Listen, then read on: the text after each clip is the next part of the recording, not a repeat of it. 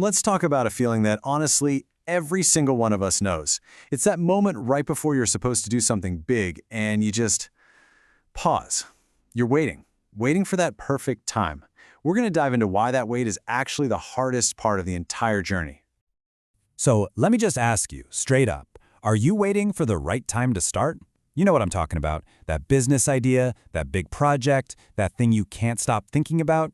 You feel like you've got all the passion, but you're just waiting for the universe to give you the green light. Okay, let me tell you about Kelsey. This makes it all real. We're talking about a mom with 5 kids and a budget that is stretched so thin she's literally living paycheck to paycheck. But she has this huge dream. She wants to start a business to help other families get control of their finances.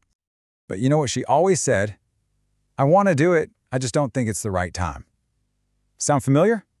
I mean, that one sentence has probably kept more dreams on a shelf than anything else in the world. And that's exactly what we're going to tackle head on. We're going to blow up this whole myth of the right time. Because the secret to getting started isn't about waiting for the perfect moment. It's about taking one tiny, concrete step. Here's the twist, and it's so important to get this. The stars are never going to perfectly align. They just won't. You don't wait for alignment to happen, you create it. And how do you create it? By taking that first step.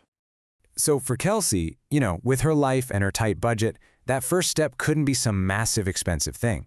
It wasn't about building a flashy website or hiring people. No way. It was something way, way smaller, but as you'll see, 1,000 times more powerful. $50. That's it. That was the huge grand total of her first investment into her dream. She just bought a domain name. Now think about that. $50. For some people, that's what they spend on coffee in a week without even thinking about it.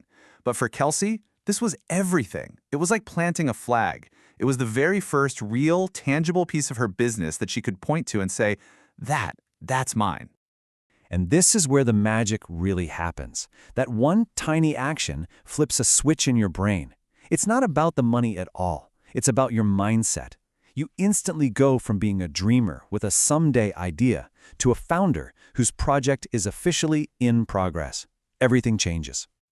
Okay, so that first step gets the ball rolling. But now what? The next excuse is always, I don't have enough money, or I don't have enough time.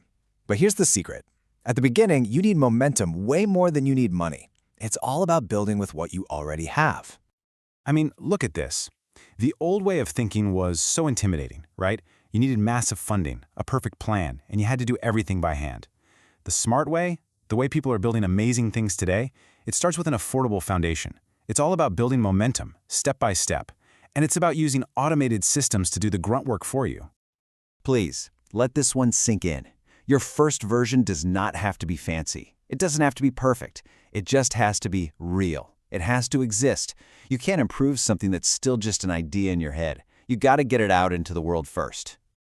And this is how you make it real without completely burning yourself out. You have to build it smart from the get-go. Design it so it actually supports your life instead of taking it over. Use all the amazing technology and automation out there so you're not doing the heavy lifting. That way, you can focus your limited, precious energy on the one thing that really matters, helping your people. Okay, so we've talked about the myths around time and money. But now we need to talk about the real roadblock. The first investment you make has nothing to do with your wallet. It's all about courage. That's the real secret. Long before you spend a single dollar, you have to make an emotional investment. You got to be all in, personally. And what does that actually mean? It means making the scary, uncomfortable, but totally necessary decision to bet on yourself. It's about choosing to believe in your own idea, even when it feels uncertain and it's way outside your comfort zone. I absolutely love this analogy because it is so incredibly true. It's never the right time to have a kid, right? You just do it, and you figure it out. You grow into being a parent. It's the exact same thing with your dream. You grow into being a founder by just starting. All right, so we've torn down the myths. We've talked about the real first step. Now, this is about you. This is about making that jump.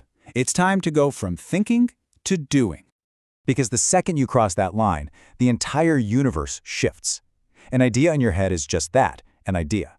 But an idea put into action, that has energy, that has power, that changes things.